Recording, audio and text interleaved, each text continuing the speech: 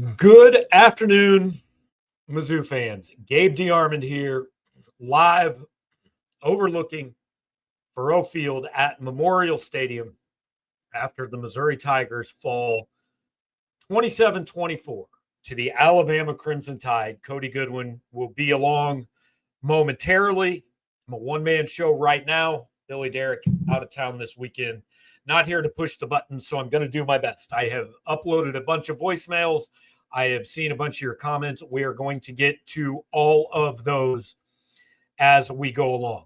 Want to say, first of all, that we're brought to you, as we are every single week, by America's oldest brewery, that is Yuengling, available now in 29 states, including, fortunately for you guys today, the state of Missouri. Because I have a feeling after that one, you're going to need a couple.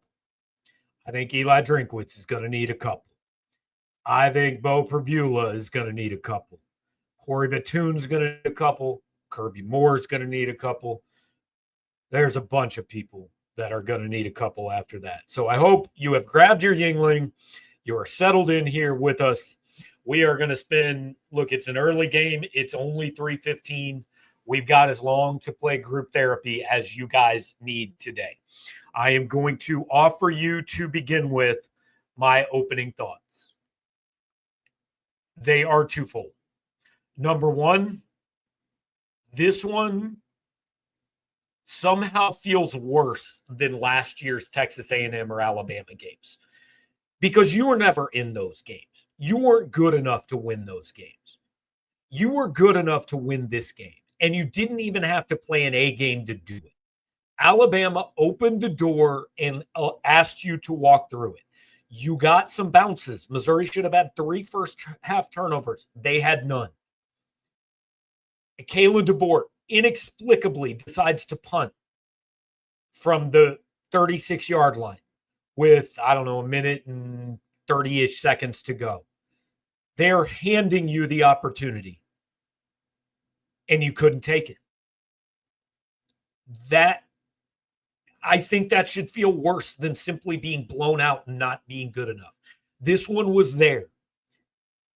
You have the guys to do this, especially on this day, and you didn't do it. Now, I'm going to say this, and I'm going to say it up front. You had the guys to do this at all but one position. Missouri lost this game at quarterback.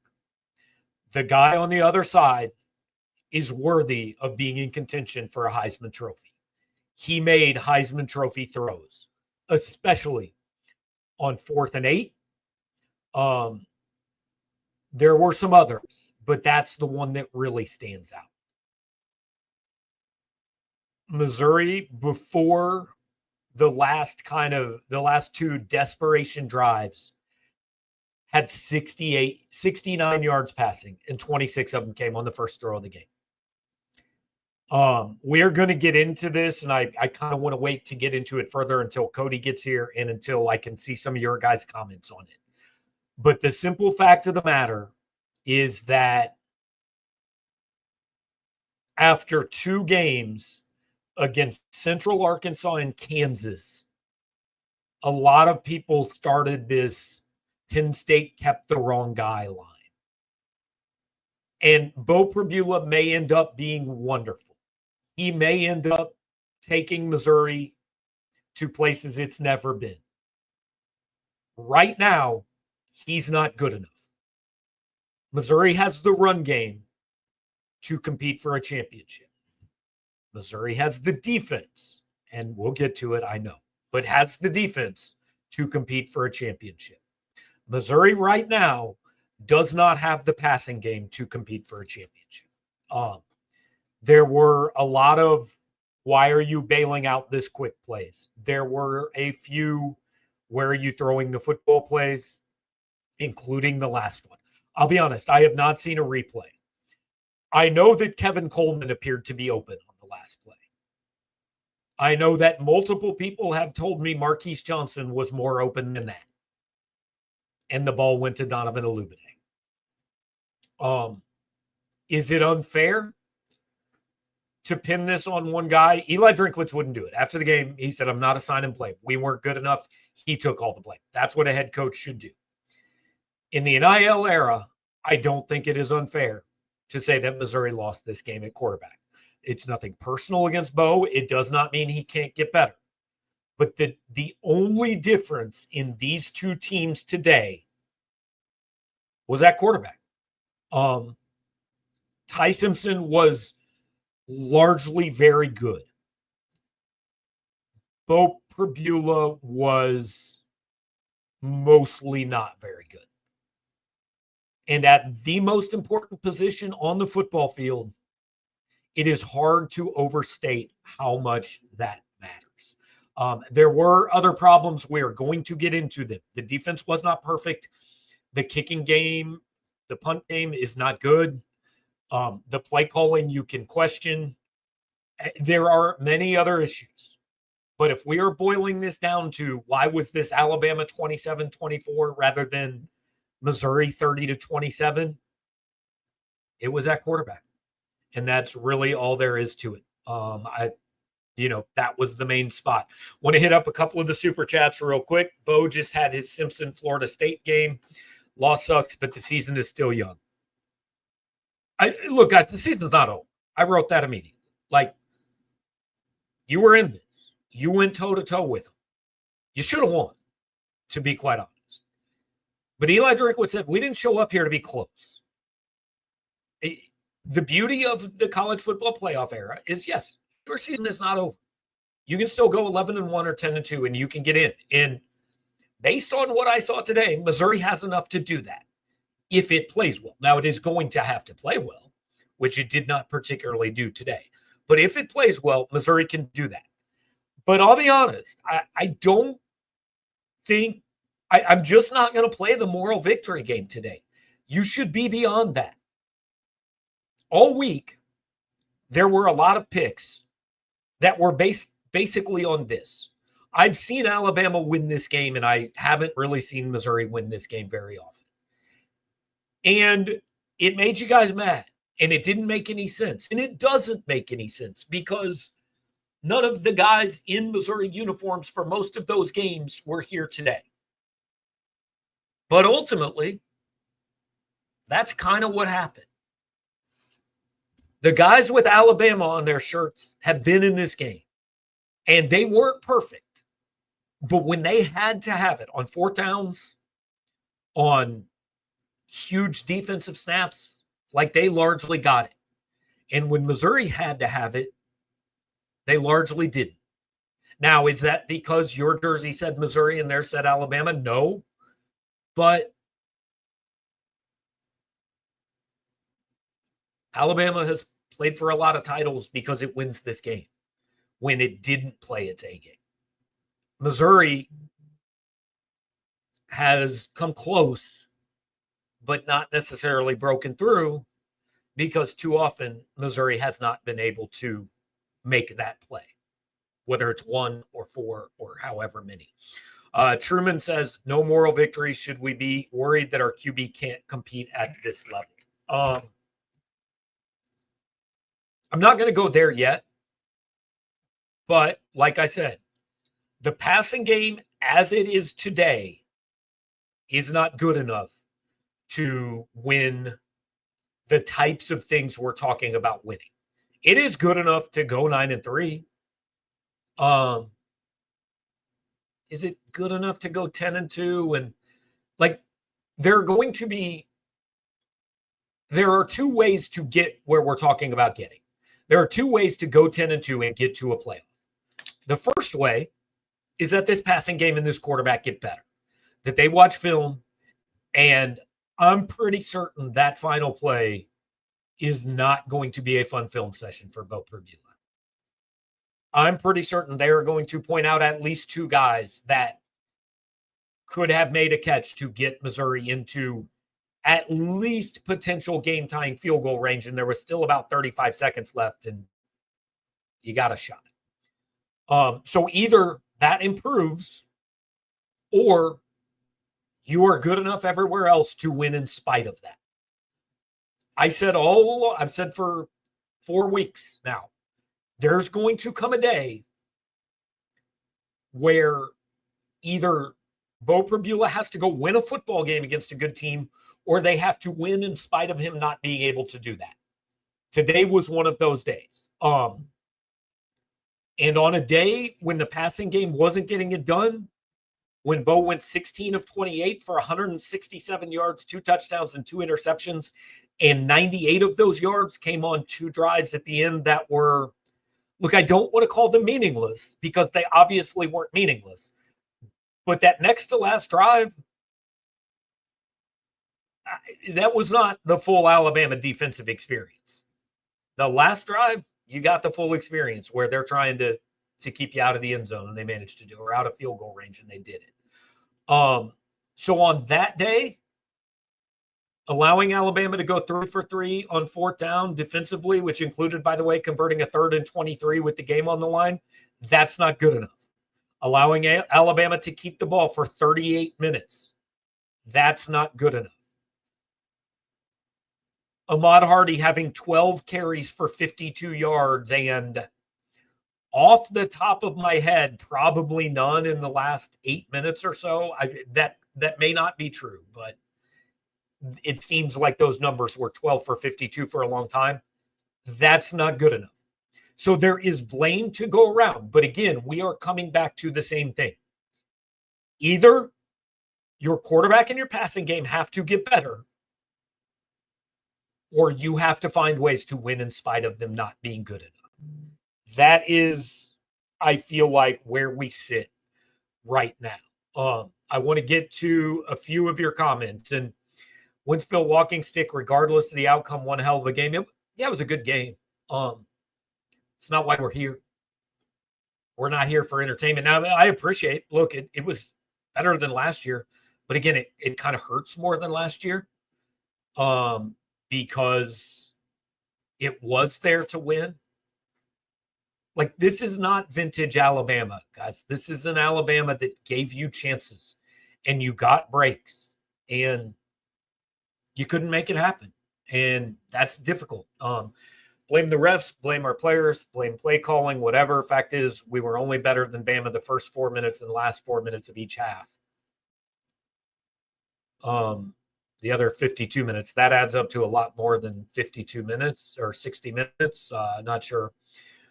That was Boyd says, I didn't like the play calling, didn't get the ball out quick, no screens or crossers, like a lot of intermediate routes with no one getting open. Here was my biggest issue. The time where I thought play calling was the most to blame.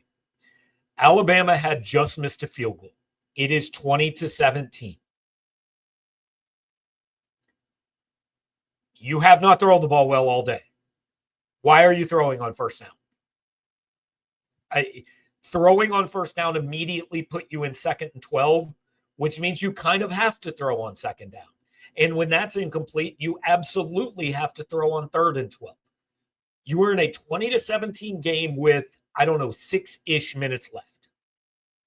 For Ahmad Hardy to not touch the football on that drive is inexplicable. And that is where I will go with you on play calling. We're going to bring Cody Goodwin in now to join me. We're going to get back to your comments. We got a ton of voicemail. So, Cody, basically my 2 takeaways here were this one should hurt very badly because Alabama offered you a chance and you didn't take it. And number 2, Missouri was largely good enough at every spot on the football field except one today. And that one is the most important position. And the difference in this game was Ty Simpson versus Bo Prabula. Tell me where I'm right, wrong, what your kind of big picture takeaways were. I don't think there's any disagreement on my end from that. Like, Mizzou played well enough to win this. The defense especially, I thought, stepped up after those first couple of drives. Like, we knew Alabama was going to have a monster offense that especially a pass game that Mizzou was going to struggle with, just given the matchups there, right? Alabama's quarterback and receivers against Mizzou's defensive backs. So we knew that was going to be a challenge. It looked like a challenge. It looked like Alabama was going to take basically whatever they wanted after the first couple of drives, right? Those first 2 drives, they walked down the field like 145 combined yards, 14 points. Like, we all kind of looked at each other like, woof.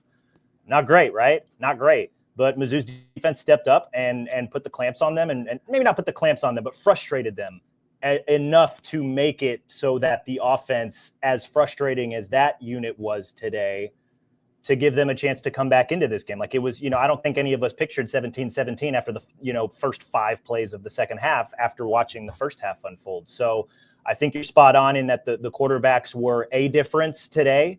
I don't know that it was the ultimate difference, but I do think it's important that, like Ty Simpson played a very clean game, completed 75% of his passes, 200 pass yards, 3 touchdowns. He made some, I know that through the first 5 games, I had made the comment that Bo has made a holy crap throw multiple times through the first 5 games. Ty Simpson had a lot of those today. There were a lot of throws he made today where we just kind of sat back and it's even if you have really good defense, there's really not a whole lot you can do there. So Ty was great. Bo Perbula was not. He struggled quite a bit today. And I think just him struggling, and I think it was a combination of his struggles, because he didn't play a very good game today. And we got to talk to him afterwards, and he owned up to the fact that, he came in and talked to us after we got to talk to Drink and a few of the other players. He was one of the last ones to come in. We got to talk to him. He owned up to it. He did not play a good game. He was not in rhythm. He struggled quite a bit with what Alabama was showing him, pre and post snap, some of the pressures that they were sending. He also sometimes he was pressing a little bit. There were a lot of times this game, and I wrote it in a story that's already up on Power Mizzou, that there were a lot of times where he just kind of passed open the open receiver. He passed open the free grass, as I call it, when we're sitting in the press box, to try and make a better throw. And it's the first 5 games of the season, more often than not, Mizzou would hit the easy button, right? If 5 yards were there on first down, they would take it, right? If the tight end is open in the flat, Bo would immediately make the throw. If the running back is your default option on the check down, he would go to that. They didn't do a lot of that today. And part of that may have been Bo pressing. Part of that is maybe he was just out of rhythm and out of sync. I think part of it also, and we probably won't find out until Tuesday, I think part of it was also the play calling. I'm not sure that Kirby Moore helped him out a lot, just in terms of giving him easy options or easy buttons to press, just to help them move the ball and find yardage. That's something that they were really, really good at through the first 5 games.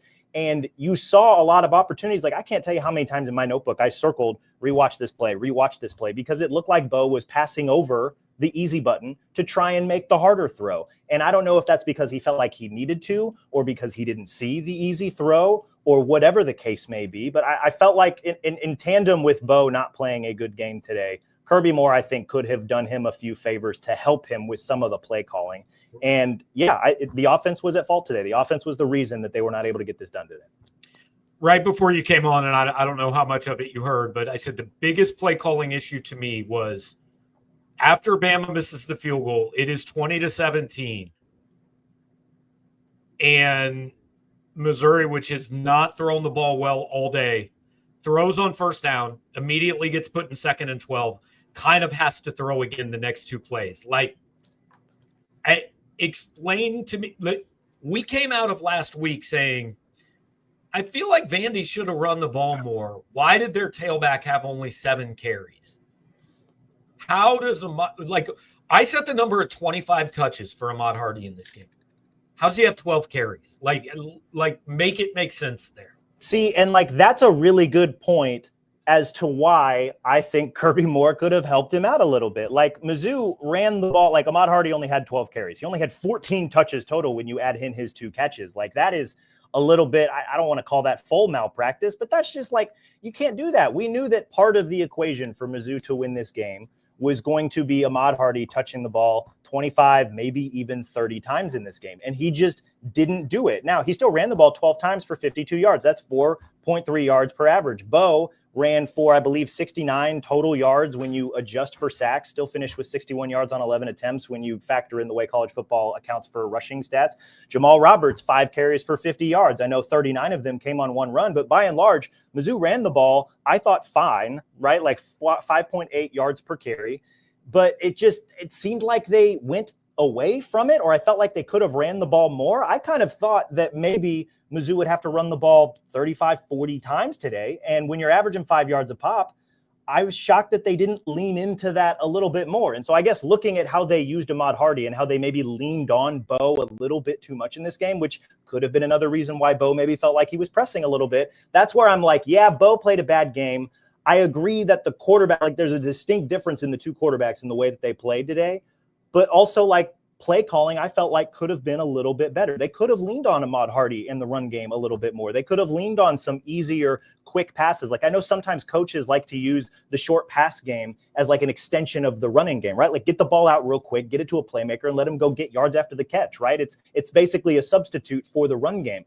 We didn't really see a ton of that. And so, yeah, like we can blame Bo all day. We can blame like a lot of different things, but I'm going to keep coming back until I, hear from Drink more fully on what he saw on film. But I felt like the play calling was subpar today. So we've talked a lot about offense, and I think there is a good reason we have done that. Give me your defensive feelings about that game. I think the defense, it was a B effort because I think I don't want to say they spotted them 15 points because I just don't know that that's always the proper phrase to use. They definitely spotted them 7. Yes. Alabama's first 2 drives were extended because of penalties, right? The Zion Young had 2 penalties on the very first drive, and I'm not sure that Alabama moves the ball at all on that first drive if not for those couple of penalties, right? There was a silly, unsportsmanlike.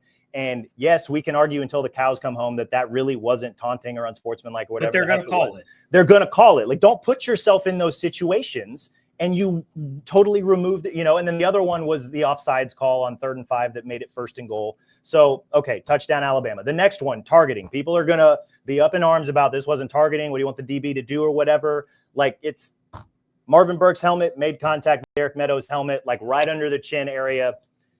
I'm sorry, guys, like that's going to get called every single time. It's a bang, bang play, but like that's just going to be what it is.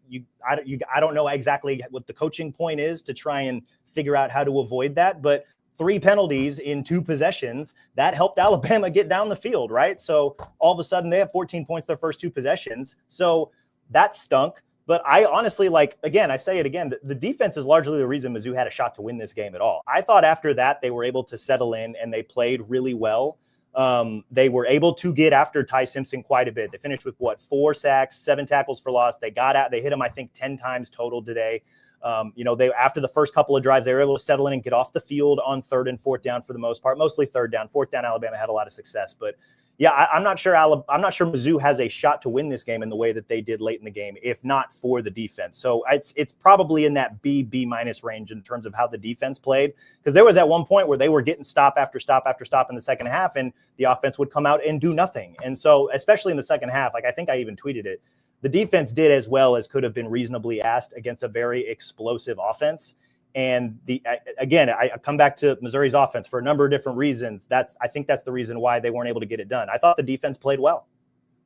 And I think we have to give the defense mostly credit for a long time in that second half, I was ready to write, oh my God, Damon Wilson, Josiah Trotter, and Zion Young combined on a play that we are going to remember for a long, long time here, because Missouri went into halftime, and my feeling was they should not be within 1 score in this game. They got outplayed in almost every regard in the first half. Made a ton of mistakes, all that. They're only down 17-10. And then literally the first play of the second half, Trotter and Young hit Ty Simpson. He fumbles. Dame Wilson gets on it. By the way, Damon Wilson's worth every dime Missouri's paying him. I don't know how much it is. He's earned every single bit of it. That kid can really play football. I know this is nitpicking. I know it's not fair. But this is a B game defensively and not an A game, because when they absolutely had to get off the field, they didn't do. If you have a team in 3rd and 23, you cannot allow that to be a first down. And my problem with it is not the 4th and 8. Ty Simpson made a grown man NFL quarterback throw on 4th and 8. I can live with that. My problem is 3rd and 23, giving up 15. Instead of 15, if you give up 10, I think Alabama's punting. Alabama's not going for 4th and 13. You cannot give up 15 yards there. Yeah, well, and that drive specifically came after a turnover on downs, right? So that was after the fake punt. So that was effectively a free possession for Alabama. So I kind of thought as long as they were within 10 yards, they were probably going to go for it on 4th down anyway. But yeah, they gave up that chunk play, and then they gave up. I will, if we want to nitpick, and Probably will, right? Because that 3rd and 24 became 4th and 8. 4th and 8 became 1st and goal because they – and I understand you kind of know it's a passing situation for Alabama there, so you want to drop 7 into coverage, kind of clog up the passing lanes. I would have preferred them sell out and go after Ty because they had shown, especially that second half, that if you got in his grill, he was not the same quarterback. He still played a fine game, but they got some hits on him.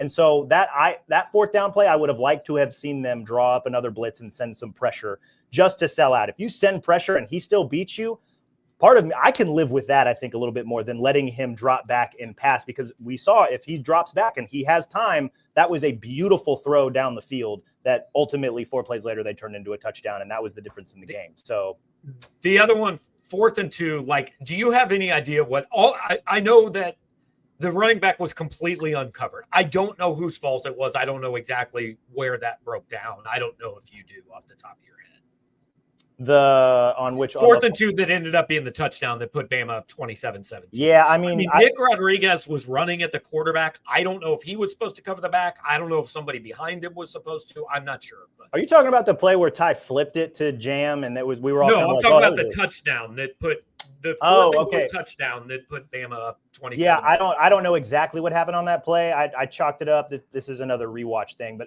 it was a wide open running back, Daniel Hill, who I referred to as Daniel Mountain because he's like 6'4", 245. Like that's the kind of dudes that Alabama recruits, right? Like they may not be Saban's Alabama, but there's still guys all over that roster. Neither here nor there.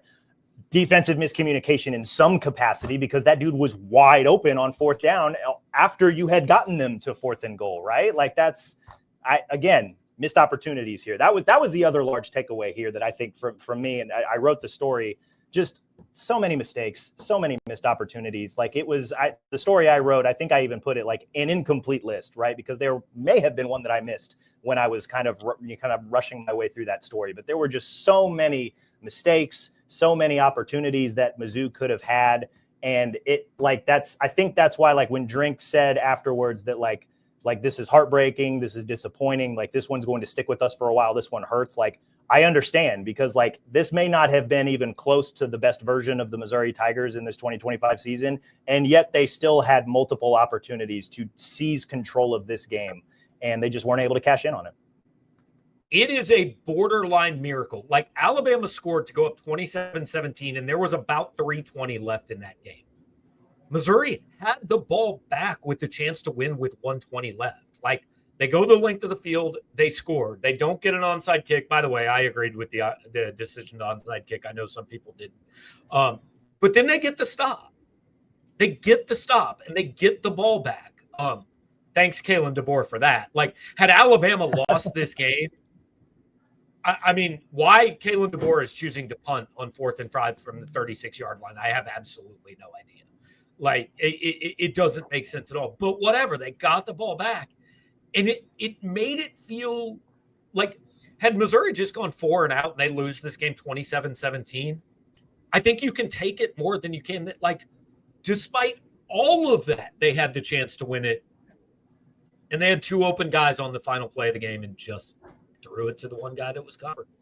We were talking about this in the press room after you left to come get the pod set up. I know for a fact that on that last play, that last interception, Brett Norfleet was open underneath. Again, usually the easy button. That guy. I thought Kevin Coleman was open in the middle.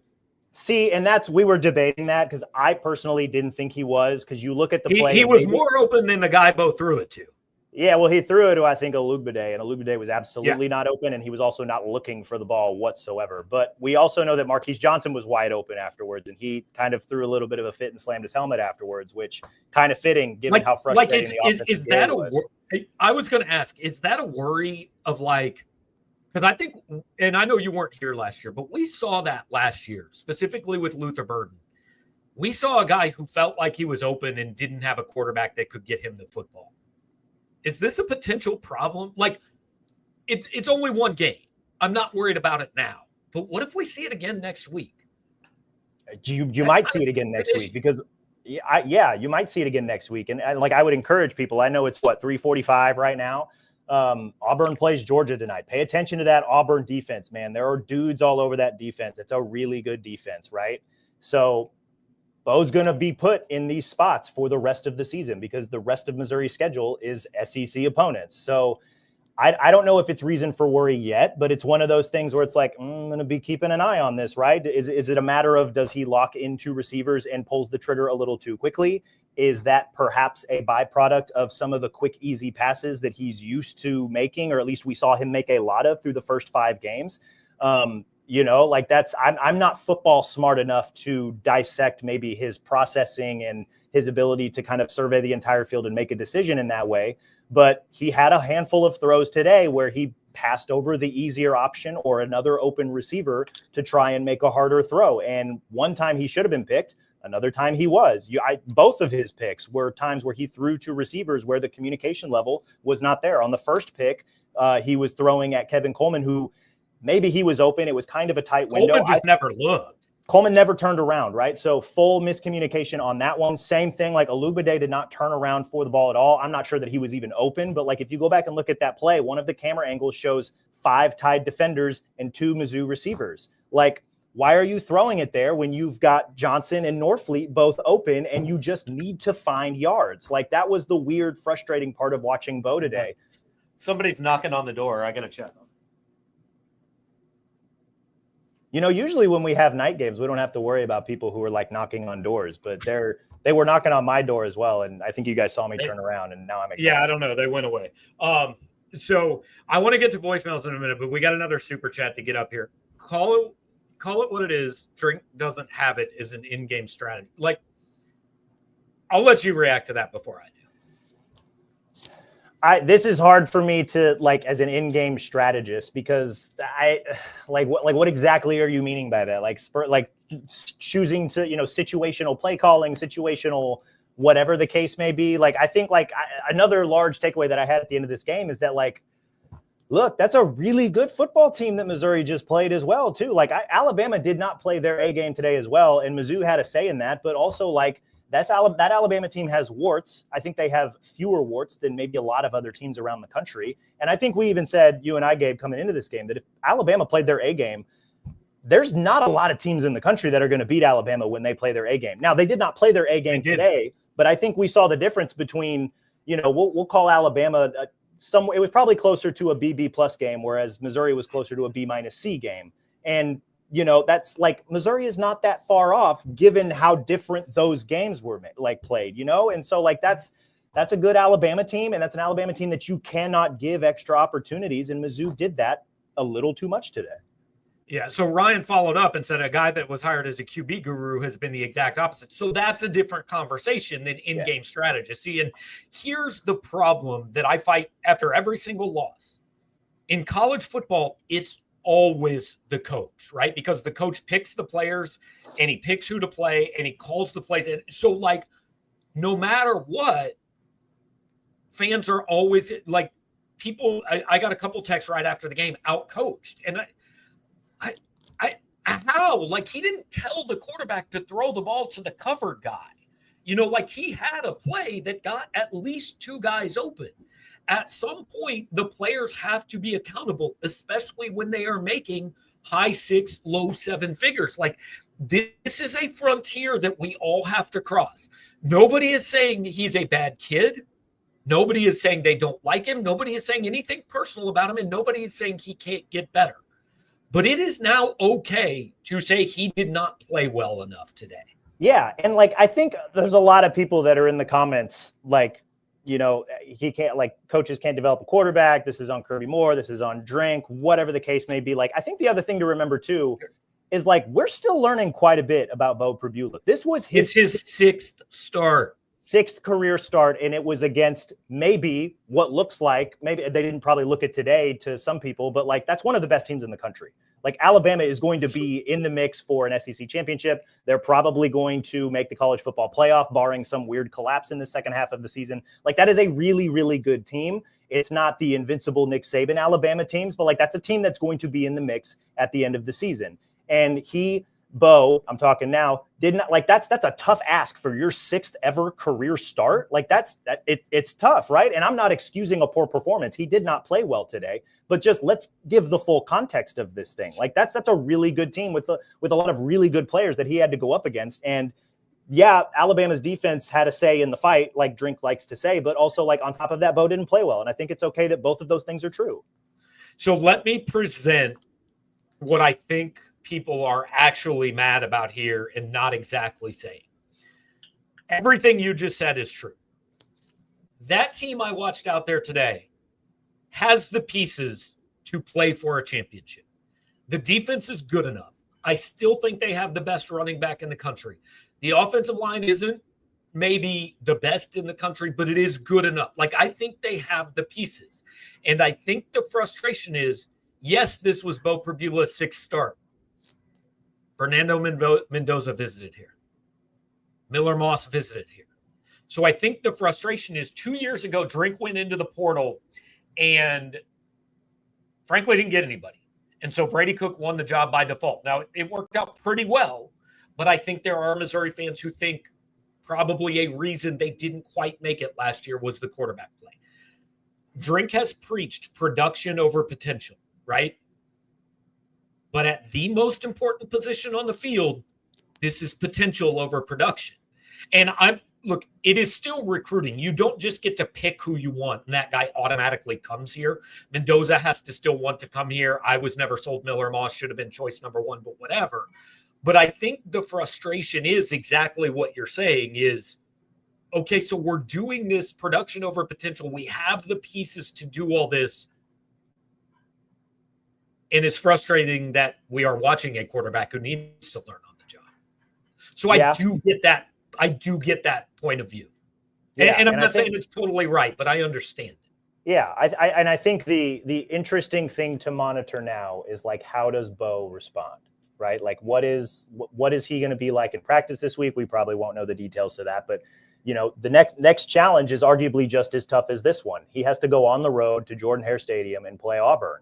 Like, that is not an easy place to play. And Auburn, despite their record, has a lot of dudes on that defense. And so how does he respond? Like, this is going to be another challenging test. And I think the way he does respond and the way that this team responds overall will tell us a lot about the competitive character of this team. And also, like, because I agree with you, I think all the pieces are there for this Mizzou team to truly run down all the things that they want to accomplish this season. And let's be upfront about that too. This loss does not eliminate any of that, right? Like, everything is still in front of this Missouri team.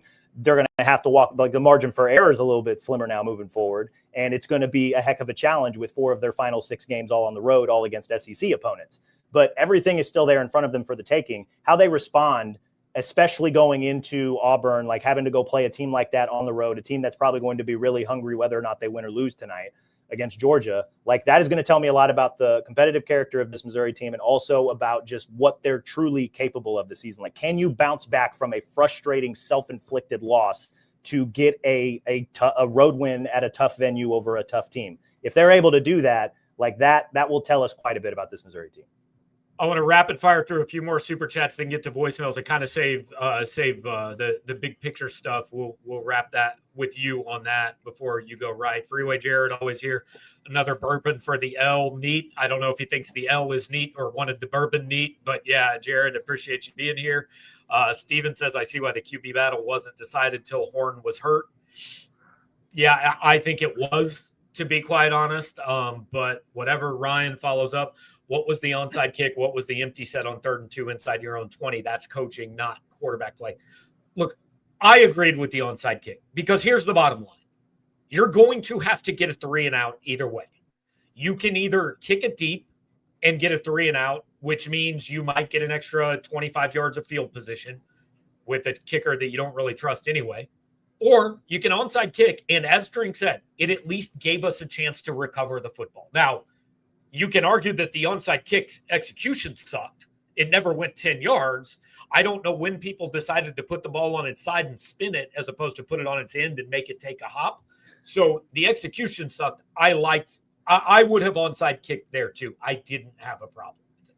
I guess after hearing Drink explain it, I'm indifferent on it. I would have preferred to play the field position game. So, like, you know, if you can get it through the back of the end zone, play it that way. And if you can get the stop, you pick up some yards in that regard. But at the end of the day, I understand the idea of trying to have another opportunity to get the ball. When he explained that, I was like, okay, I get that. I may not have made that decision if I was the coach, but I get it. And that decision did not lose the game. Missouri had the ball near midfield with 48 seconds left. That decision did not lose the game. Roll Damn Tiger says Tiger Terry is the only thing that's going to get me over this loss, which is an excellent transition to voicemails because I know exactly where Tiger Terry is, and he's up first. Gabe, Tiger Terry. Gabe, this voicemail is brought to you by Tums because I'm fit to be sick to my stomach, brother. As Meemaw always told me growing up, there are no moral victories in this life, Gabe. There's winners and there's losers. And Missouri had a chance to be a winner today, Gabe, and we let it slip through our fingers, and that hurts. I'm proud of the fight in these Tigers. I tell you what, I wasn't too proud of the fight in the fans that left with 3 minutes left to go when we was still in it. Mama didn't raise no bitch in the show me state, and that's what I got to say about that. I'll tell you what, Gabe, when Alabama's playing on the TV, they're always showing you these 18, 19-year-old sorority girls. But if you're going to be an away game fan for Bama, there's a prerequisite that you got to have heart disease and a severe case of cankles, okay? Ask Cody. He knows what I'm talking about. But there's no complaining, Gabe, even though that guy who got hit in that so-called targeting call, give him an Academy Award for acting, Gabe, because he had the rigor mortis on the field, and then he came in the second half and played again. Congratulations, son. You ain't a football player. You're a drama major, okay? No complaining, Gabe. This team's got fight. We're still in it. How much do I love the state of Missouri, Gabe? Just like Mike Kelly, I live here. Let's win out. Fight Tiger. Okay, so first of all, I love knowing what Meemaw is going to say about the game. That's always a big thing. Here's my favorite thing about this. We found out that I think Tiger Terry has a young child because she was providing he or she was providing soundtrack in the background of that. And I just love the idea that there's like a toddler listening to these voicemails being left. Amazing. That was incredible. That was a nice little background noise. There's a lot to unpack there that honestly I might have to re-listen to it again. I'm not sure if we have time, but maybe I'll go back and re-listen to it and post a response on the board at some point. But there was a lot going on. Maybe after you do the rewatch for Monday mornings, you can do a Monday afternoon Tiger Terry re-listen for your second story of the day. There we go. That's a board only post. Please subscribe to Power Mizzou, and you can get the Tiger Terry re-listen. There we go. So we've got a bunch of voicemails. I'm going to start running through them, and we'll just react when necessary. Hey Gabe, it's Gary White. As Eli said, we gotta find our balls on offense. This team is acting scared. It's actually embarrassing. I was not personally embarrassed, but, whatever. All right, here's the first half overreaction. Batoon is doing exactly what he couldn't do in this game, which was sit back and zone, let Ty Simpson have all day to throw. On 3rd and long, we have rushed 3 once and 4th once, and they had big plays on both of them. What are we doing? MIZ? This is why I like halftime voicemails, because at halftime, I actually completely agreed with that. Now, full disclosure, until the Alabama touchdown drive that included the 3rd and 23 and 4th and 8, I had actually written one of my post-game thoughts was I give a ton of credit to Corey Batoon because he adjusted. And, he was sitting back and he got killed, and then he quit doing that, and it worked. Now, I felt like because of that drive, I couldn't start a thought with give Corey Batoon a ton of credit because that might be too much. But I do think he made changes. And look, I think we forget too, Ty Simpson threw for 340 last week. He threw for 380 against Wisconsin. Missouri did a better job against this Alabama defense or offense than anybody else has done. And it wasn't perfect, but there is another team out there trying. Yeah, I don't believe that this game is on the defense. They had their fair share of mistakes. Don't get me wrong. This was not an A performance from the defense, but they are largely the reason, especially in the second half, which I'm not football smart enough to know exactly what adjustments they made, but I know that they were obviously getting after Ty Simpson quite a bit more in the second half than they were in the first. That much was evident. And I thought the defense played fine, all things considered. Not great, not bad, just fine, and they were effective enough to keep Missouri in this game. So I largely don't have a problem with the defense. Maybe my mind will change after I rewatch it, but I think that's what's going to be interesting about Tuesday's press conference when we asked Drink after he watches the film, like what were some of maybe the more key takeaways that he had and, what they were able to do both offensively and defensively. Gabe, it's Nitro. I haven't had to call you in a while because shit was going well, but we just got out-coached. And the sad part is the boys on our team, our players, are better than Bama's. And we just got out-coached. Also, see, there has to be an explanation. Like, you can nitpick some things. I am not saying that Drinkwitz and Moore and Batoon called a perfect game by any stretch of the imagination, but like, the only reason Missouri had a chance in that game was because the other coach with an offense that was doing almost everything it wanted punted from the 36-yard line.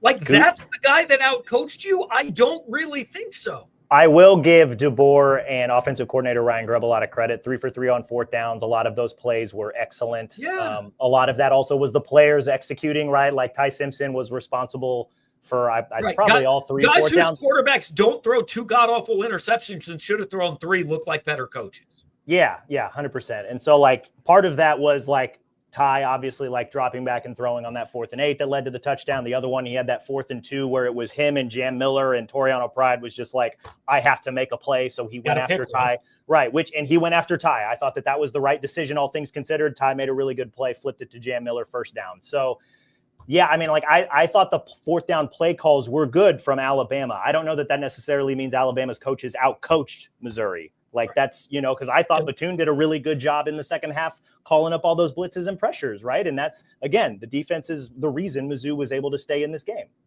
And here's how quickly things change on coaching. I got a text when Alabama was lining up to go for the 4th and 5. I got a text from a friend of mine who he knows, like, he's not a reactionary crazy person. He understands football. I respect his opinion. He said, man, I really like DeBoer's aggressiveness. And then DeBoer took the delay a game and sent the punt team out, and he just followed up with never mind. That's how quick we change our minds on coaches, right? Like, that's where it goes. How do we not call a timeout on either 4th down there? The defense was scrambling, had no idea what was going on. I mean, Ty Simpson makes a great throw on the 1, but then on 4th and goal, you don't call a timeout when that's the game? I mean, you have a 2-minute warning now. You don't need to save all 3 timeouts. What was that? Like, you got... That's the coaching point I agree with, because I said after the 4th and 8 conversion, they ran 3 plays. They're at the 2-yard line. And I said, like, you were busy. I don't know if you heard me. I said, Missouri needs to call timeout here. No, like, I heard you say that. To get everything here, because they cannot score. Because if they, now look, again, Missouri still ended up with the ball. And if they use a timeout there, they don't get the ball back at the end. So ultimately, did that lose the game? Not necessarily. But I agree. Like, sometimes game situation matters more. And I thought before that 4th down play, you had a defense on their heels. I would like to see a timeout to just say, all right, guys, like, we got to figure this out right now. Yeah, well, and I think that gets to the larger point of, like, it's hard for me to be like, yeah, Drinkwitz and Batoon and Moore got all out coached today by Alabama staff. Like, I just don't know that you can 100% with confidence say that. Like, it's really hard for me to jump on board with that, at least right now, because, like, there are coaching decisions, I think, on both sides where I think both staffs would prefer to have some of those callbacks, right? Like, I understand that Drink needed all 3 timeouts for Mizzou to ultimately get the ball back there at the end to have an opportunity. But I also agree with you that, hey, maybe a timeout before that 4th and goal, maybe you call a timeout and maybe Alabama decides to kick a field goal instead of a touchdown. Like, you never know. Or you get your defense set and you don't give up a wide open touchdown. Like, I think they could have used one there, but that's an example of maybe a situational thing that, like, again, more situational, but I'm not sure that Drink necessarily outcoached there. That was just a decision he made a bet on and he lost. And sometimes that happens, right? Because, when they go right, it's like, oh my gosh, he's a great coach. Like, it's amazing, right? Like, it's, you can go back and forth about that all day. Every onside kick execution sucks. What are you talking about? No, some of them actually work, and those ones are good. So that's what I'm talking about. Yeah, I mean, they could have given him a chance. Yeah, and before we get to David, putting the ball on its side, like, guys, the football is oblong and weird, and it bounces funny. So, like, whatever you can do to get a funny bounce, to force a funny bounce, to give yourself an opportunity at a play that 95% of the time goes to the receiving team. Like anything you can do to create a little bit of chaos in that moment, you got to try it. So like, I don't blame them for the execution of the onside kick because it's almost an impossible play anyway. David says punting is becoming a real problem. Look, it's not what lost this game, but yeah, it's not good, man. I agree. It's you need it. Like not everybody's going to have like an Australian weapon that can flip the field from any given point or can, like I don't know if you remember playing like in those old college football or Madden games where you could do the coffin corner punt competition. Like not every college punter is going to be able to do that. Right. But you at least need somebody to get the ball all the way to the other side of the field. And Mizzou just doesn't have a dude that can do that right now. Yeah. And look, again, your portal punter was the backup at Stanford last year. Like this was foreseeable. We thought this would happen. Yeah. Well, Gabe, I came in with expectations, and unfortunately, my heart has been shattered again by Mizzou football. When will the heartbreak end, Gabe? When will the heartbreak end? At least it's not us losing at the last second on the last game of the year to go 5-7. That's all I have to say. Thankfully. I hope that guy found a friend after the game, man. He sounds like he needed one. Kirby Moore, I inexcusable. I mean, let Arkansas have him. He sucks. So this is one thing, like, God, they look so good on that first drive. I mean, so good. And then they did nothing the rest of the day while Alabama was trying. How's that happen? It looked hard. Like that's the best way that I can describe it. And I probably turned to you and said that in the press box multiple times throughout the game, where it just like the offense just looks like it's having a bad time. And it looks hard when through the first 5 games, like it just looked so easy at times. Like Bo would hit the back of his drop and he had a guy that was open. I don't know if that's scheme or taking advantage of specific defenses or, just route combinations or whatever. But there were so many times where Bo just he either knew immediately where he was going with the ball because of the play design, or he was able to quickly diagnose his reads and he would go to the check down, or he tend to, like the phrase I keep using, he would hit the easy button. Mizzou just always had easy buttons. And sometimes that easy button is just handing it off to 29, right? Because Ahmad Hardy just breaks tackles and keeps running. Like I don't think Moore had a bad day too. Like, I don't know that play calling was as good as it's been. I think it's okay to say that the play calling did not help the quarterback in addition to him playing a bad game. I thought the play calling, especially like at halftime, like Corey Batoon obviously made some adjustments. I'm not sure how many adjustments the offense made overall in terms of just like helping Bo with his play calling and getting him into a rhythm. Like it just the offense looked like it was just everything was hard all day long. And I'm really curious to see on the rewatch just how many times Bo missed an easy button throw or missed an easy button play or decided to because we were able to see it in real time. Like how many times when I'm like truly paying attention to the details and I have time to stop, rewind, and look at things again, like how many times is he going to miss an open receiver or that easy button throw? Like that was just, I don't know that all of that is on Moore, but I think a lot of it is on play calling, just to, if for no other reason than to settle Bo down after what he went through in the first half. Like it was just the offense struggling today was jarring for a number of different reasons. Worst stat from Scott Fitz: Hardy 12 carries or Coleman 1 catch. I would say Hardy 12 carries. You add in his 2 catches. Because that's completely within your control. Yes. And Hardy finished with 14 touches total. And you and I were talking beforehand, like both earlier in this pod and before earlier this week, before we even got to Saturday, we thought he'd probably need 25, 30 touches in a game like this. And so the fact that he had half that is just, it's mind boggling. And that's where, again, I go back to play calling. Like Kirby Moore could have done a lot to help Bo settle down, give Ahmad Hardy the ball a little bit more. Like, yeah, they ran the ball 28 times and they also threw it 28 times. But even Drinkwitz said on College Game Day earlier today, like, we have to be stubborn about running the ball. Even when it doesn't work, we have to continue to go back to it and continue to run the ball. And they just didn't do it. And that was just so weird to see, especially when you knew that you had this advantage. Like, even though they didn't, they ran the ball 28 times, they averaged 5.8 yards a carry. Like, keep going back to it. Like, it was a little strange. And I felt like establishing the run would have done so much in the way of helping the offense move a little bit more efficiently. It would have done so much. And like Bo has even said it, a really good run game takes the pressure off him and it allows him to operate with a little bit easier capacity because you know where the defense is focused on. So there was a lot in this game that was I don't know. I come back to the offense and I'm just like, man, like that's I look at the offense as the reason they weren't able to get this done today. Yeah. Well, here we go again. I'll tell you, this team, I don't know how many times this year we've seen a third and forever for the defense, and they've given up a long pass play. I don't know how many times this has happened this year where, the defense plays tough on the first 2 downs. They get a third and long, and the secondary has been playing like a sieve all year. All right. I want to say this. I don't know how many times it's happened either, but I think not very many. Missouri was literally top 5 in the country in third down defense coming into today. So it hasn't happened much. It happened today. Like that, ultimately, everything we're talking about, it comes down to this. On the gotta have it, win or lose downs, Alabama usually made the play and Missouri usually didn't. It's not any more complex than that.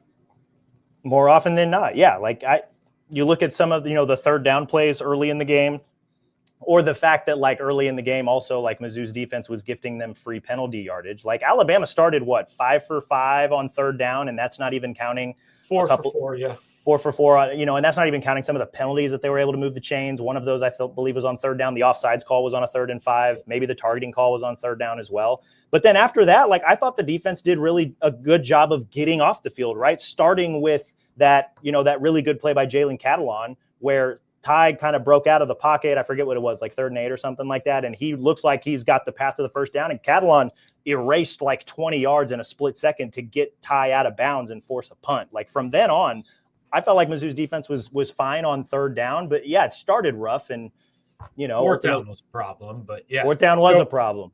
Yeah. Bama started 4 for 4 on third down. Do you know what they ended up without looking it up? 5 of 16, I think. 6 of 15. So they went 2 for their last 11 on third down. I mean, that's pretty good, man. Again, I thought the defense, it wasn't an A effort, but it was a B effort. They played really well today. Agreed. So I wasn't upset that people were picking against Missouri because I've been a Missouri fan long enough to understand that you have to show and prove. And this is one of those show and prove games. And unfortunately, we didn't prove that we belong to be in that conversation. So I'm not upset. I'm mad we lost, but I don't want to hit you with the, woe's me, I'm a Mizzou fan, but you kind of get used to it. And one day we'll get to that mountaintop, but it's not today. And I'm okay with that. So it's cool. But I think he's handling it better than most. But I think that's the frustrating part is you do belong in that conversation. You were in that conversation. You had every chance to take that step, and you kind of tripped. Yeah, like you had so many opportunities, right? Like the penalties were one thing. Mizzou themselves, like not only were they good third down defense, they're really good on third down offense. Went 1 for 10 on third downs today. Like that's unacceptable. Like there was just the consistent miscommunication between Bo and the receivers, the couple of miscommunications by the defense that led to wide open plays for Alabama. Like there were just the 2 picks, obviously. In addition to that, Bo and Ahmad Hardy both put the ball on the ground. Like you can't do that. I know Mizzou was able to recover both of those, but it was just there were way too many mistakes in this game, which is then you look at the final score and it's like, man, 27-24, despite all those mistakes, Mizzou still had a shot to potentially get down the field and at least tie it or potentially win it, right? And that's, obviously the last pick was kind of, a fitting way to end a really frustrating game. But yeah, like I would totally understand Mizzou fans being really, really frustrated that they played as poorly as they did. And even at the end of the game, they still had an opportunity to knock off Alabama for the first time in 50 years. Like that's absolutely frustrating. Like that would be, if I had my fan hat on, like that would be exactly what I would be feeling. Because I would give Missouri overall a C, maybe even a C-, and you had the ball with 48 seconds left to win the game. Like you don't play a C game against Alabama and get that opportunity. And you got the opportunity and you didn't take it. Game's not over, but it's time to have a conversation about Kirby. This is the second year in a row, we just had this helpless offense. We can't push the ball. I'm not going to call the offense helpless yet, but I will say this. The you ain't played nobody yet crowd today was kind of right. Yeah, Like, this is good evidence for them. Go prove in the next few weeks that the offense of the first 5 weeks was not a product of playing complete crap defenses. Like that's their burden to prove now. Yeah, and it's not going to get any easier, right? Because we talked about how Auburn's got dudes on that defense, and even though their record is not great right now, like that is a defense that is going to test them in very different ways. And then after that, they have to go to Nashville and play a Vanderbilt team that kind of lost a similar game to Alabama in Tuscaloosa last week, where 14-14 at half. They had opportunities in the second half to, they had the ball with the potential to go down the field and take the lead or potentially tie the game. And they made mistakes, right? Like Pavia had 2 red zone interceptions and they weren't able to move the ball. And maybe that's just how this version of Alabama is going to win games, right? Like they've got an offense that can move the ball enough and they've got a defense that can choke other people out and force them to make mistakes. And that's a pretty good way to live if you're the Crimson Tide. But if you're Mizzou, it's really frustrating to have made those mistakes. And even despite all of that, still have an opportunity to win this game. And it's just the road continues to get hard because all that's left is SEC games. And there's a lot of tough ones left. And now your margin for error is significantly smaller than what it was coming into this game. All right. I'm going to put up a photo that was sent to me real quick. And yeah. That's Marquise Johnson on the last play. Yeah. You see the 5 tied defenders where there's Kevin Coleman right there. There's Devin Olugbade right there. Like, you can see the first down marker. Yeah. You can see the first down. That is a first down. I don't know if Marquise Johnson scores on that play, but as fast as he is, he might score on that play, and he's absolutely getting them into field goal range. 100%. Yeah, that was the play we were breaking down after we talked to Drinkwitz afterward, waiting for a couple of players to cycle through, and that is. He's wide open. If you go back and you watch the play, Brett Norfleet is coming across the middle. He's wide open and would at least get you the first down if Bo decided to throw to him as well. Like it was that was the frustrating part because Bo has been so good. He's had great moments. He's not elite. I'm not sure that that's his ceiling per se. I think his ceiling is a great quarterback. And to see him pass up on some of those, again, easy button decisions, like if you throw it to Johnson, you're at best, it turns into a touchdown because Johnson's got wicked speed. At worst, you're in field goal range, and at the very least, you're still moving the ball. So, and you're keeping the potential game tying or game winning drive alive. Like that's the exact play that we watched at the end. And Marquise Johnson was absolutely like, he was frustrated afterwards. Like he was slamming his fist. And that's fair. Yeah, and I don't necessarily blame him for that because wide open, and instead Bo decides to throw to a receiver who's not turning around looking at you ready for the ball, and there's 5 defenders right there in the vicinity. Like it's just silly decision making from Bo today. All right, I want to get a couple more voicemails while you're here, and then we'll do kind of big picture talk, and I'll let you go. Hey Gabe, stop me if you heard this one before. Missouri with a chance against a good team, reputable team. For some national relevance, and then completely crapped on themselves. If you heard it before, tell me. If not. Okay. You said I could stop you. I have heard it before. I've heard it today. I don't completely disagree with it. Gary White here again. Just a quick question. Maybe you guys don't have the snap counts in front of you. Did Olugbade even play this game? I've seen him on the sidelines a lot from my TV view. But given the struggles we had getting anything open downfield, wouldn't it have made sense more since Norfleet was like the only one making plays? I guess what you'd say pass catching position. So Donovan played, we'll look at snap counts. He played a little bit early, but not a ton. I think there's a Donovan Olugbade versus Josh Manning conversation to be had. Yeah, I think that's fair. I think the other thing that we noticed in the fourth quarter. I think there's another thing that we noticed quite a bit too is that Daniel Blood was on the field a lot. And I think part of that may have been because Kevin Coleman, I guess on one of those end around plays, he got hurt. So like he went to the medical tent for a minute. He ultimately came back and was on the field for the vast majority of the second half. But yeah, I mean, like interesting personnel stuff. The other thing too, I'm just now remembering this, that opening drive that Mizzou just carved up Alabama's defense, 2 tight ends on the field, Jordan Harris and Brett Norfleet. Where was that the rest of the game? I've said multiple times that like Mizzou is a team that could absolutely thrive in 12 personnel and multiple tight end sets, especially now that Jordan Harris is back healthy. And maybe his health issues that could have been a reason why he wasn't on the field nearly as much. I know Norfleet was on the field for virtually every offensive possession. Maybe Jordan Harris's hand kind of re-flared up and he wasn't there. Snap counts might reveal that. I'm not 100% sure, but a lot of 12 personnel on that first drive. They ran the ball 5 times for 50-plus yards, and then Bo hit Brett for the touchdown. It was a thing of beauty the entire drive. Like, it was awesome. Didn't really see a whole lot of 12 personnel after that, and I wonder if that played a role in them not being able to establish the run in the way that they did. Yeah. As I said earlier this week on the board, turnovers and stupid penalties would probably be the difference in this game. It turns out that was the case. Yes, the offense didn't show much creativity, and the defense had coverage problems. But the turnovers and the stupid penalties really made the difference. Look, we super overanalyze all of this. All the things you want to talk about, one team played better than the other one did. One team made a bunch of stupid-ass mistakes, and that team lost. Like, that's it, guys. Like, we can break down play calling and personnel and a million different things. One team played okay, and one team played worse than okay, because I'm not going to give Missouri enough. I'm not going to tell you Alabama played a great game. They did. They played okay, and Missouri played worse than okay. Yeah, and in the same way where Alabama's defense had a say in that fight, Missouri's defense had a say in why Alabama probably struggled offensively today. Like, that's a really good offense. And like Ty Simpson, like 200 pass yards, pretty sure that's a season low. A lot of that gives credit to Mizzou's pass rush, and their secondary, I thought, played fine. I know they gave up some good, they gave up some longer pass plays, right? Especially on that 4th and 8 and again on the 3rd and 24 before then. But there wasn't anything that was just like, wow, and that's on either side of the ball. I don't want to say it was even, because obviously Alabama did not make the mistakes that Mizzou made.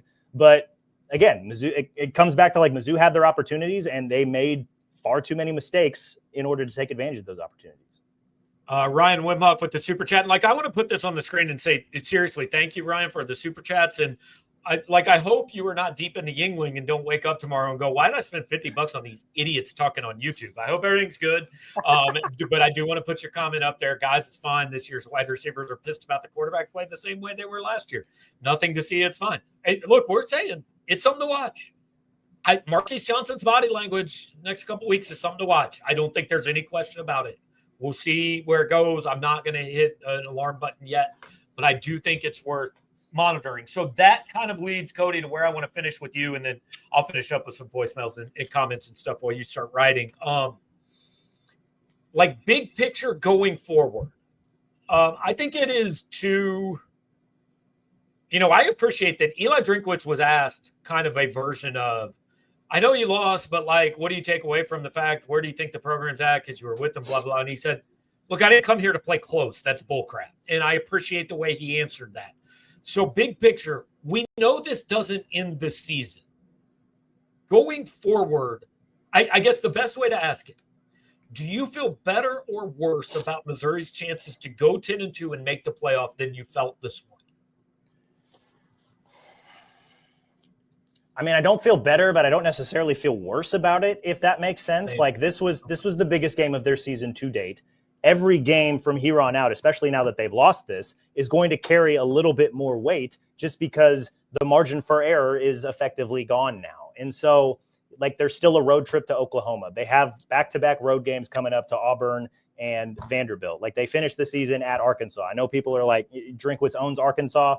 That's still, keep an eye on that one, right? And then they still have to play Texas A&M, who at the current moment is a top 5 team. Not sure if they actually are, but they've won every game that they've played so far. That's going to be a tough one. They have a really good defense. So it's just I don't know if I feel better or worse about it yet. I think if you ask me this question after they play Auburn, I think I'll have a better answer, because then we'll have seen how this team responded on the road in a hostile environment where spooky, weird things happen. I think that will give me an opportunity to really take a good assessment of this team, and I'll be able to give you a better answer next week. I feel a little worse, and here's why. Because I thought Missouri was going to win this game. I think Missouri should have won this game. They didn't win this game, and the reason they didn't win this game was my biggest concern coming in, which was I think maybe we jumped on the quarterback's bandwagon a little too fast based on weak competition. What I think it means is Auburn and Vandy are must wins. If you lose either of those games, I don't think you are going. I think you have to be 7-1 when A&M comes here, because I think you have to allow for a loss, whether it's A&M, whether it's the road trip to Oklahoma, whether it is that last one against Arkansas. Like, I don't want to come out of the second bye having to go 4-0. So I think these next 2 weeks are games that Missouri absolutely has to win if we're going to keep this playoff stuff going. Yeah, and the vibes are, I don't know, vibes are like shaky right now, frustrated vibes. We'll call them frustrated. You can correct that by going into Jordan Hare and beating Auburn next week, right? Because like as good as that roster might be, they seem to have not been able to put all the pieces together. Now, I'm saying that at 4:30 on Saturday, they play in a couple hours against Georgia. Maybe they beat Georgia and that opinion changes. But like, that's a game you need to go down there and win. If you are truly a team that thinks and believes that they can contend for an SEC championship, you need to go down to Auburn. You need to win that game. You need to go to Nashville and you need to beat Vanderbilt, right? Like those are both tough tests in their own regard. But like, if you truly believe that you're a team, one of the 12 best teams in the country this year and deserves a spot in the college football playoff, you need to go down and win those games and take care of business. And so that's where I think the response from this team next week is going to tell me maybe a lot more about what they're capable of this season than maybe this loss did. Fair enough. Ryan says last year's QB play and commentary was brought to us by Emo's several Yuengling down, but not worried about taking care of the people I love. Appreciate, Ryan, not only appreciate the super chats, appreciate you supporting the sponsors, man. I hope you guys all grab a Yuengling. I wish there was some up here. Williams didn't have a catch and still lost, but I'm 29. Cody, before you go, can you translate that to English for me? So I'm assuming he's talking Ryan about Williams didn't have a catch. I understand that part. Yeah, that's the rest of it. Didn't have a catch and still lost. Mizzou still lost, but I'm 29. I'm assuming. Did he just want us to know he's 29 years old? I guess so, but like, I think to that point, like, this is like, look, it's not Nick Saban's Alabama, but there's still a lot of really good players on this team, right? Like, Latsier Brooks is a true freshman and led Alabama in receiving today. They have Isaiah Horton, they have Jeremy Bernard, they've got Josh Cuevas at tight end. Like, there's a lot of really good players on this roster, guys. Like, it's not just the 5-star now 18-year-old kid. I think it's fair for the frustrated people to be asking, if not today, when? That's a fair question, and I wish I had an answer, but I don't have one. Where we break through, like, I understand all the frustration today because it should have happened today. Alabama asked you to make it happen, and you couldn't. Yeah, if not now, when? I wish I had an answer for you guys, but I don't know. I don't know when. Fair enough. Cody cannot see the future, but he can write about the past. So, Cody, we'll let you go. Right, I will listen to some more voicemails, and you might greatly regret missing some of what's coming on the voicemail line. We'll see, man. Well, now I'm going to go back and re-listen and rewatch the show so I can translate Tiger Terry for the board. So maybe I'll listen to some of these other fun ones once I get done with that. All right, man. We'll talk to you. Have a good one. That is Cody Goodwin. He'll have already has a story up. He'll have full post-game coverage. Look, it's an early game, so I'm going to hang out here with you guys a little bit. And we've still got some voicemails to roll through. I'm not going to promise you I'm going to play everyone, but we'll listen to some. Hey guys, Bo Perbula showing why he was the backup at Penn State, and our defense looks like ass. MIZ. A little premature on Bo. Disagree on the defense, but understand the sentiments. I think we have a quarterback problem, gentlemen. Coming into this game, we all knew Alabama was going to sell out to stop the run, and Bo Perbula was going to have to make some plays. Man, he had some horrible, horrible misses. Speedy Johnson, I feel sorry for that dude. He's a stud. He's a playmaker. He was wide open. He was streaking down the freaking sideline. And Bo was just locked in on throwing to, I'm guessing that was Alubade. He was sailing throws all over the field this afternoon.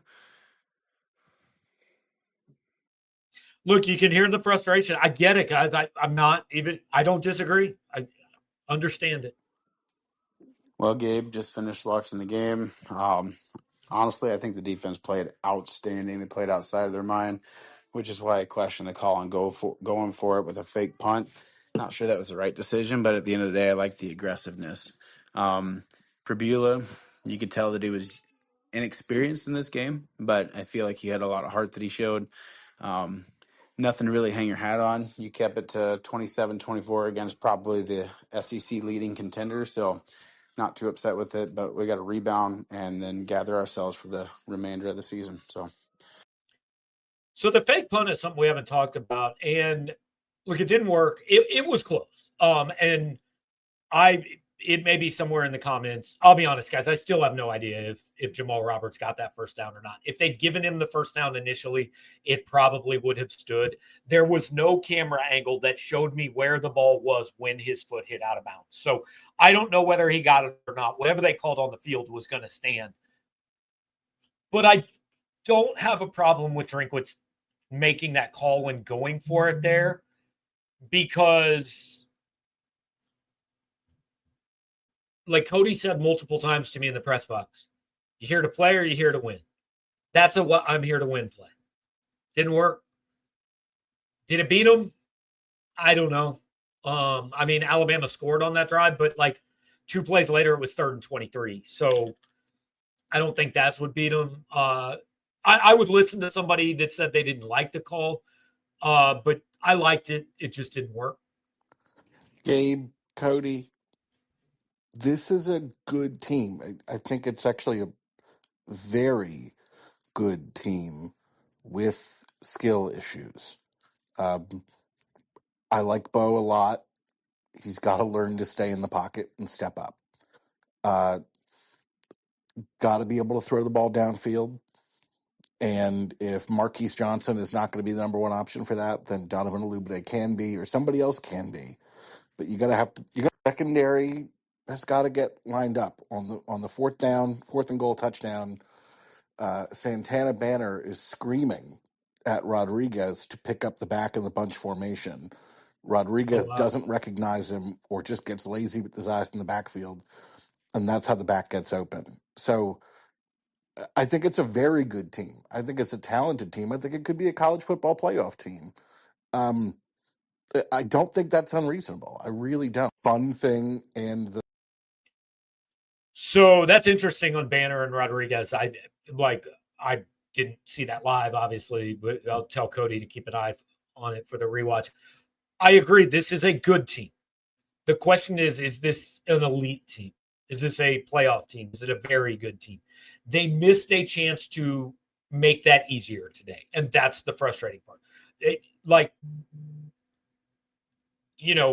I think there is a lot of room between yippee hooray, we're not awful anymore and we can compete with Alabama, and burn everything down because we didn't win this game. But like, this is a good team, but the frustrating part is you had a chance to take that step and you didn't take that step, right? So I do get all the frustration today. I'm going to say this out of a point of honesty. I don't believe I've ever seen a coaching staff actively recruit against its team's interest. We're looking at 3rd and 2 inside your own 20, and you're going empty set. You have the best running back crew in the country, and you're not running the ball, and you're throwing a dickhead pass. Eli Drinkwitz being described as a quarterback guru might be the most laughable thing I've ever heard of. He has developed a ginger-headed dipshit. All right, we're good there. I'm gonna be honest. I do want to look up dickhead pass. Like, I'm not familiar with that particular route, but I appreciate the phrase. I'm eating ribs in my underwear. Mizzou's losing. Good for you. Instant reaction. You cannot let this loss turn into 2 losses. I think this team and this defense is more than well enough and good enough to beat Auburn next week. Disappointing, but this, in the new age of college football, this does not do anything, honestly. You can go 10-2 and you can make the playoff. A close. It's not meaningless, but it's not season ending. I agree with that. You have to beat Auburn. You have to beat Vandy. That's where you're at. Was Eli Drinkwitz actively coaching? Hi, Gabe. Manny in St. Louis here. What a game. Wow. Great coaching, great execution all the way around by both teams. Something's Just a coming. couple bad breaks there at the end. Just before I get started here, I wanted to thank you for all that you do.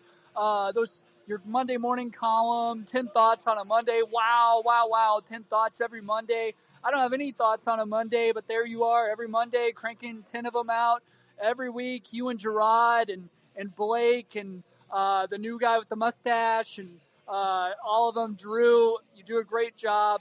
Just wanted to say you do a great job before I get to my question here. Thought the boys played great. Not sure what we could have done better other than maybe, give our best player the ball like 15 more times than we did. Anyway, just wanted to get your thoughts and stay safe, Gabe.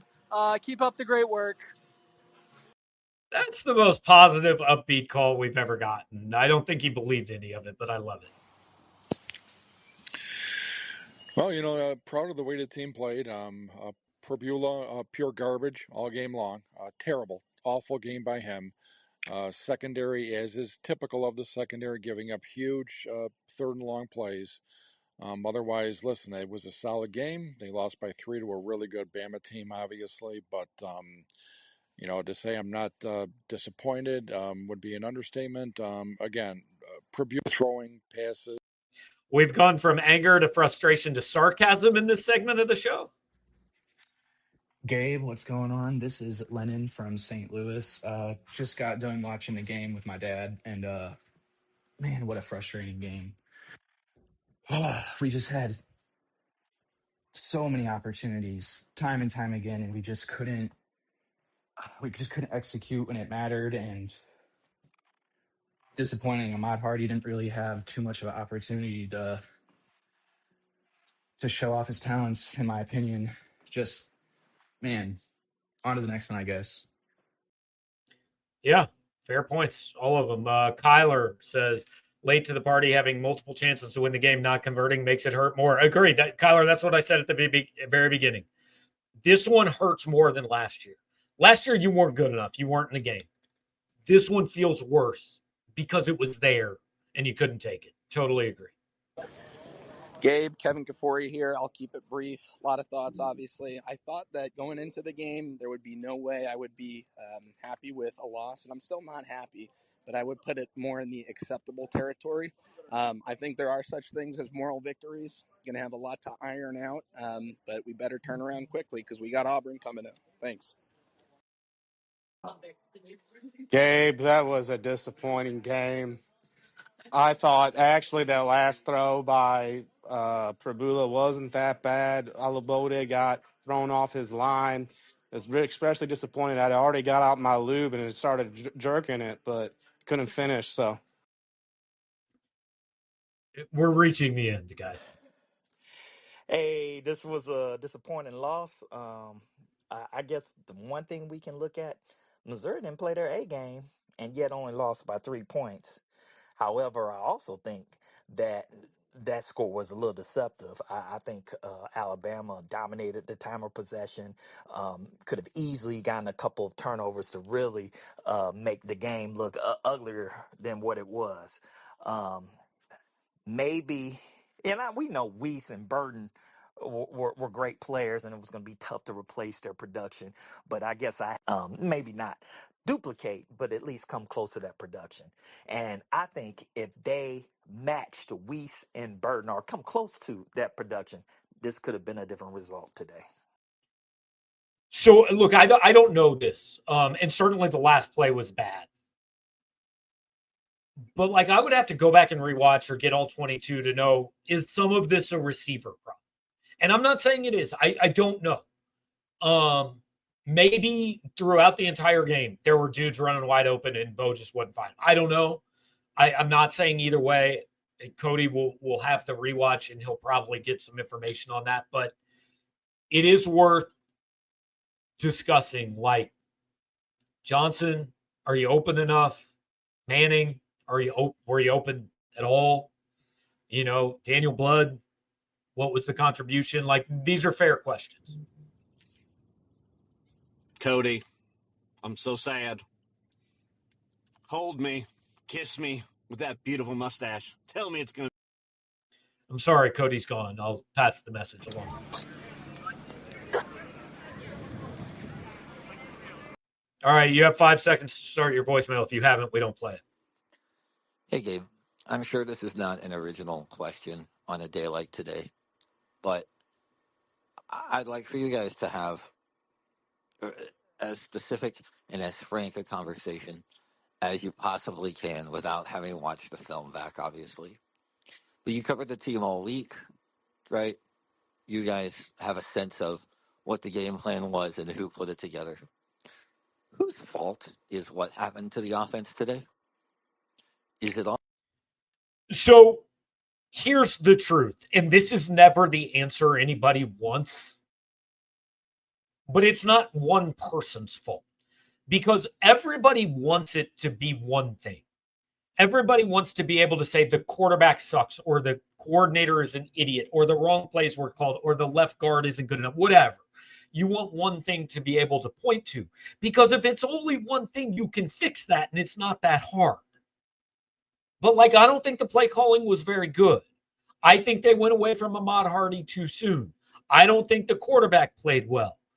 Like I said, without watching the film, I can't say that there may have been instances where guys didn't get open enough. I don't really remember any drops. Norfleet got his hands on one on third down. It would have been a tough catch. I'm not really going to call it a drop. The line probably did need to give him more time sometimes. Also, he bailed from the pocket too quickly sometimes. This is a week after saying where Drinkwood said he was stepping up too far in the pocket. So maybe that's a reaction to that. But it's not one thing. We can't just say fix this and it's good. It's multiple things. It's not the same thing on every play. I mean, if I am going down the list of assigning blame, I have quarterback number one. That's where I think Missouri lost this game. That is not to say it's the only area Missouri lost this game. That is not to say there couldn't have been other things done. But I don't think you can just boil it down to one thing. Wow, that game was I'm not sure what to think. Drink is 0 for I don't know what against top 10 teams. I'm not saying fire Drink. I understand where this program was before he came here. I'm a lifelong Mizzou fan, so I'm not mad about winning 8, 9, 10 games a year. But, man, that taunting penalty, then the targeting penalty, that sequence, I really think it took the air out of the team. I think we never really recovered from that. We were playing behind from that moment on. Man, you can see it. We're right there, but we're not there yet. I don't know if we're ever going to be there. I think we. Yeah, I mean, ever's a long time. I'm going to the first drive didn't lose that game. They were in a 17-17 tie. Ty Simpson fell down at the 1 yard line. They held him to a field goal. They had the ball down 20-17 to take the lead. Couldn't. Had the ball down 27-24, 48 seconds to win the game. Couldn't. So I don't think it was the first drive. I understand the sentiment on the rest of it, and is what we've talked about all day. Agree with it. But I don't think it was the first drive. Olubide needs to start. We also need to learn how to call a timeout in pivotal junctures of the game. I will definitely agree there's a conversation to be had about the first one. And the second one, look, we've talked about it. I don't disagree. I would have liked to see a timeout before the fourth down play on the goal line. That said, if you call one there, you don't have one with 1 minute and 20 seconds left, and you probably don't get the ball back. So, butterfly effect, I don't know. Hey, Gabe, this is Aaron from Buffalo Grove, Illinois, near Chicago. My question is, how do you only get Ahmad Hardy 15 carries in the game? Sorry, just 12. double check. 12. He's the identity, the culture of this program. If we wanted to win that game, we got to revolve around him more. I know Alabama. Yeah, and I do think the coaches will look back at this game and say, that was a mistake. We screwed that one up. Oh, Gabe, I tell you, we're a good ball club. Sure we are, but you know what? We're still the Missouri Tigers. It reminds me a lot of taking my wife out to dinner. Spend a lot of money. Know for sure tonight's the night we're going to get it done. And then I stare at the ceiling, wondering what the hell I did with my life. So then I go to the spare bedroom, and I. All right, we know where this is going. I hope your wife doesn't listen to the show. I'm sure Okay, she doesn't. I would do some TMA thing right now and make some sort of joke, but I just got home watching that game with my dad. We can talk about whatever you want to talk about, but what we took away is that Rabula cannot stay in the pocket. He gets tippy taps and he gets out of there way too fast. And he can't throw a ball more than 15 yards. He just can't, which really sucks. We had the ball in the third quarter, tied at 17 against Alabama at home. Yeah. I don't know. All right, I agree with. Look, the pocket presence is a problem, no question. There was a lot of bailing out too soon. There was a lot of where are you going? I get that, and that call actually brought to mind a play we haven't talked about yet. Game's tied at 7. Missouri's second possession, 3rd and something. I don't know, 4 or 5. Bo gets chased out of the pocket, and I can't remember if he had to leave the pocket or if he left it too early. I can't remember. But he is rolling right, and Marquise Johnson is open as he was on the last play. And Bo throws on the run, and it is not an easy throw. We watch guys like Josh Allen and Joe Burrow and Jalen Daniels and Justin Herbert and Patrick Mahomes, and that makes us think it's an easy throw. It's on the run, on the sideline, 45 yards is not an easy throw. It was 10 yards out of bounds, guys. If he hits that on 3rd and 5 on the second drive of the game, how different is it? First of all, you probably get points out of that drive. Second of all, it shows Alabama you can do it. And it wasn't close. I mean, it was, hey, Marquise Johnson's wide open. He's going to, in the press box, the angle, I'm looking at it and going, oh my God, this is going to be a 40, 50-yard catch. And I mean, like it was closer to the guy on the exercise bike.